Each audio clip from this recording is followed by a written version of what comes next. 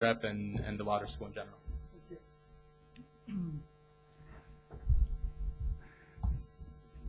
Good evening.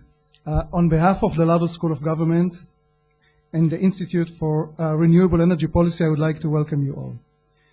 In the background of the establishment of this institute, there are two increasing concerns: the concern of energy security and the concern of the global warming.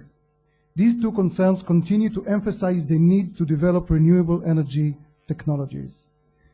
There is an understanding that, similar to the human evolutionary development related to food, going from hunter-gatherer to farmer, the world is in an evolutionary transition mode with respect to fuel, going from hunter-gatherer of oil to biofuel farmer. This understanding brought Dr. Isaac Berzin to found this institute here at IDC as part of our School of Government. Unfortunately, Isaac could not be here tonight. I'm sure that most of you are familiar with Dr. Berzin. As you may remember, he spoke in a Clean Israel event in June. For those who are not familiar with him, in addition to being the founding director of this institute, Dr. Isaac Berzin is also an affiliated scientist at MIT.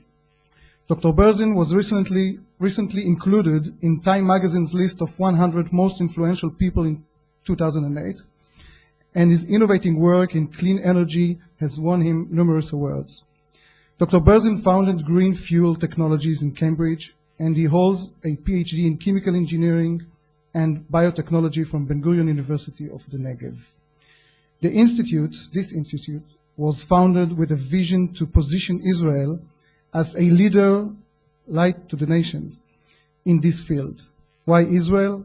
Because Israel has a track record of excellence in relevant fields such as desert farming, water technologies, and so on.